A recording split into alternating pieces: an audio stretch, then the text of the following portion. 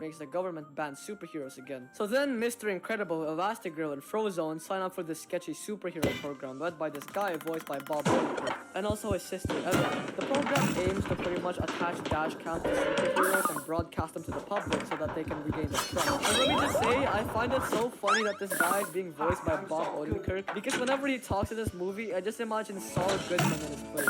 Hi, I'm Saul Goodman. Did you know that you have rights? And that's why I fight for you, Albuquerque. Better call Saul. So it turns out that the big superhero program was a scheme, and Bob Odenkirk's sister Evelyn was a secret twin villain. Apparently she sabotaged the superhero program because her parents died and didn't get saved by superheroes. Ready? That's a lame ass motive. She invents like this stream that hypnotize superheroes, which is how she gets them to do what she says. Meanwhile, Dash and Violet have to save everyone. So yeah, the superheroes all team up together to stop Evelyn. Luckily, Bob Odenkirk survives. Thank God, he was literally the only character I cared about. So yeah, that was the whole movie. It wasn't that good, but I guess it also could have been much worse. The villain is probably my number one complaint. Like, if she hated superheroes so much, then why did she join her brother in trying to make superheroes legal again, only to betray him and say, "Psych, I'm evil"? The motives just don't make too much sense. Otherwise, the plot of the movie is okay, I guess. It's not anything very great, it's just kind of meh. It's whatever though, B tier. Are you ready?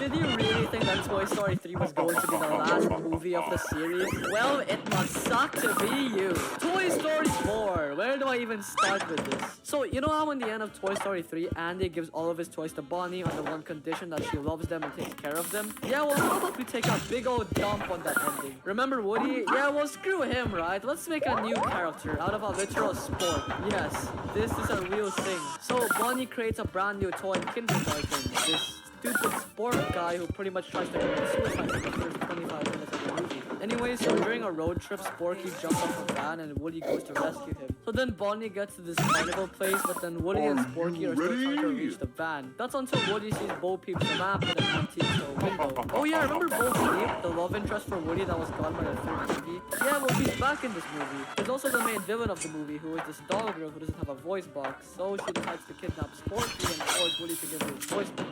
And Woody does it. I guess we're also supposed to sympathize with her or something. I don't really know. I didn't really like her all too much. There's also this one guy called Duke Kaboom, voiced by Keanu Reeves, so that was pretty cool. Why do you come? Anyway, so near the end, Woody has to make a choice. He either stays with Bonnie or he becomes a lost boy with Bo Peep. Now, there's no way that Woody would just abandon Bonnie, right? I mean, Woody for the past 3 movies has been nothing but loyal to Annie, which means that he's not just nope. He stays with Bo Peep. Yeah, this movie kinda sucked. It didn't have a lot of the scenes with the classic toys, and Buzz Lightyear throughout this movie was just kind of stupid. They all felt out of character. I guess the one question I have left is, was it worth it for the $1 billion the movie made in the box office? Shame on you, Pixar. B tier. Okay, so I knew pretty much nothing about Onward before watching it, and now having watched it, it was meh.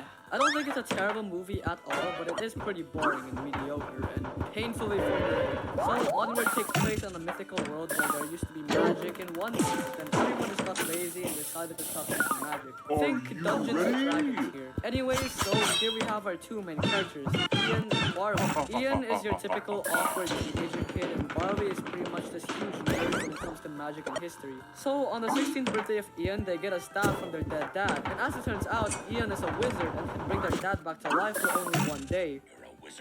However, the spell fails if only half of their dad's body was made. So the entire movie is just them on an adventure trying to find the gem thing to power the staff so they can bring their dad back.